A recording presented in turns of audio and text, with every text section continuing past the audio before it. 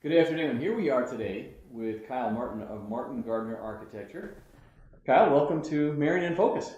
Thank you. How did you get started in the business of Sure. being an architect? Well, it probably started when I was in high school. I really enjoyed art and just drawing and sculpture and models and things like that. And I happened to be good enough at math and science that it was kind of a natural blend. And having seen my father be an architect, I had some understanding of kind of what it took and what the process was. My parents were not really about me going into architecture, especially my mom, just seeing my dad go through schooling and go through the business and things like that. So every year I got the same question from my mom when I'd come home from architecture school, like, is this really what you want to do? And I didn't want to give up the kind of technical side, and I really enjoyed the art aspect of architecture. And so I graduated in 2006, married my high school sweetheart. So that kind of dictated we stayed somewhat close to the area, and so it was either work for Dad or do something else. And so I worked for Dad, and things went better than I think either of us could have ever hoped for, because he worked for his dad, and he always joked that there were days that he tried to get fired when he worked for his dad in the plumbing and heating business. So it went along pretty well for several years, and I got licensed in 2012. And then he retired last year, and so I bought the company, and so yeah, I live close by, and I am a Marion guy for sure. It's kind of disgusting sometimes. How deep the Marion blood runs through, is that it? Yeah. Just with the number of boards, and I'd like to walk as often as possible. I live within walking distance of the office, and so people see me cutting through the park or wherever, and I know pretty much every alley and every building and storefront, and see everybody in Uptown. It's just a great place. It's just a great feeling to walk around and see people that you know, and see people enjoy that you're there as well, I guess. I don't know. Yeah. You become a fixture. Yeah. Not even not so much just even in the business world here, but just in the local. Yep. The local community and atmosphere. How many people are currently employed here then? So we actually have kind of 2.5 offices. We have the Marion office, where we have 7 employees, and that's where our 3 licensed architects are stationed. Hopefully by the end of the year we'll have 2 more as they pass their license tests. And then we have an office just outside of Strawberry Point, where it's actually in a refurbished, relocated barn on an acreage. We've got the best of both worlds with that, where we've got the urban, busy, bustling kind of city life of an architect, and then we've got the back to nature, back to woods.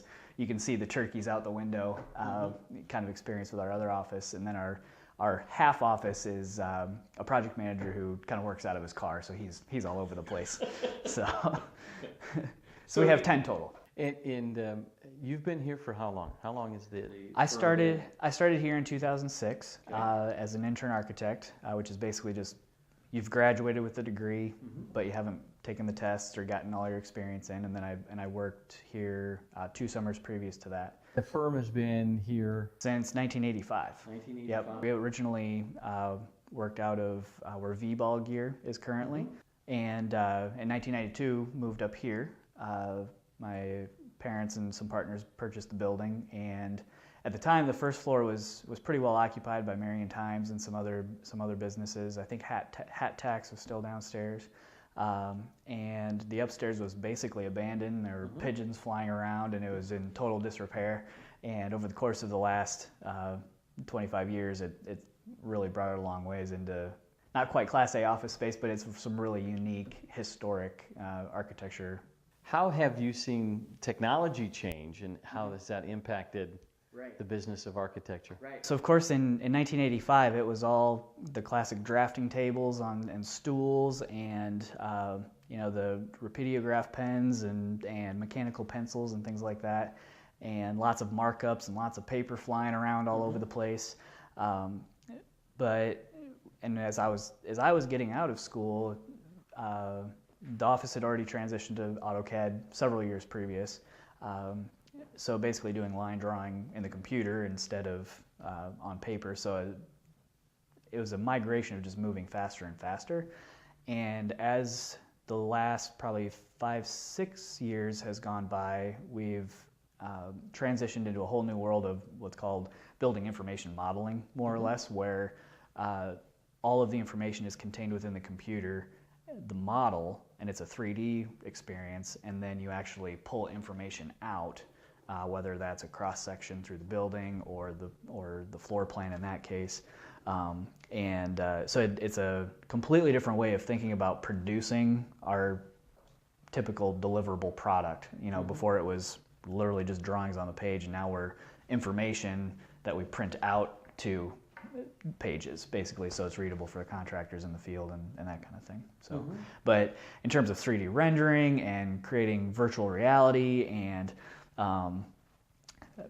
just the materials that are available as well, you know, it's not that materials were limited 30 years ago. It's just that there's so many more with the various plastics and synthetics and composite materials that there's so many more things that are possible nowadays. Give us a range of projects that you might that you might work on.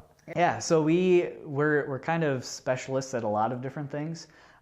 We do a lot of fire stations, community centers, rec centers, libraries, city halls on the public side, as well as schools, K-12 especially.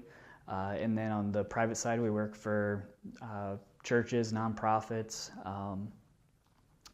general office, light industrial, and some heavy industrial, but that's retail and commercial, and we do some restaurants from time to time as well. So it's fun to be that diverse because then we can serve our community and communities really in the best ways possible, and we can pull from one industry and make it useful in another industry. Do you think your ability to work in all those different industries does that give you something unique to offer to clients? In general, I think so, because of the way that we as architects do it. A lot of architects approach the business in a very kind of sterile and very kind of stuffy mode of operation, where we try to be like your neighbor. We try to be open and personable, and you know, not only do we know you, but we also know we know the electrician who's going to be on site at the time, and so a lot of people they try to set up boundaries of like, well, we're working for the client and the contractor is the enemy, and that's not us at all. We try to bring everybody together as a collaboration for the project, because ultimately, if everybody can walk away happy at the end, that's a great project. Now, you've mentioned that you've been part of, and your father started out with Medco being on the board. You yourself have been on the board since how long? Just since February, I was on Medco, or joined the Medco board. We all have our kind of niches of what our interests are. So me personally, I'm on the Housing Fund for Lynn County, which obviously, as an architect, I feel compelled to kind of contribute in that way to help funnel funds to structures that might not otherwise get funded or built or become affordable for people in the community. I'm actually, I'm a member of the Masonic Lodge here in Marion that's been around since 1844, so they're celebrating their 175th year next year, so I'm excited about that. I work with a local boys organization called the Order of D. Malay, so it's public speaking and leadership skills and things like that. And then we have a volunteer firefighter, we have a former city council people, we serve on building board of appeals and some nonprofit boards and things like that. So everybody has their niche. Historic preservation is a big thing for us, so Save CR and some of those organizations are really, really near and dear to our heart as well. Sounds like serving in that capacity, or serving in some type of capacity, is really part of the DNA. I think so, yeah. It's pretty clear when we're talking about a particular project or a particular subject in town of the perspective that you get with working for the community in a service service mentality. So. And then the chamber, you've been a part of the chamber. Yep. What value has the chamber brought to you? They really understand that this place has so much potential, and Jill and her team and city staff has really been really helpful, and Medco's of course been a part of that. That there's just an understanding of there's so many great places we can go. Let's start heading there. You've talked a little bit already, but about being part of Marion. What's special about it? You know, looking around town and seeing how it's changing now. Yes, there's some buildings that are getting new faces, or there are some buildings being torn down, but that has always happened in Marion from the very beginning. And to be a part of that chain of history is really exciting for me. I think a lot of people move here because it's obviously a very prosperous area, and they see some real opportunity to raise their family in a really positive environment. It's a lot deeper if you have a chance to get engaged with some people that have been around town for a long time as well, because then you can kind of set your hook in history and be a part of it too. So. Thank you for being a part of Marion in Focus, and for being a part of Marion and the part that you play in the development of it, and just helping to create the culture that draws others here as well. Thank you very much. So this has been Steve Wilson with Marion in Focus. I want to thank you for being a part of today's program. And again, we've been with Kyle Martin of Martin Gardner Architecture, reminding you to stay focused.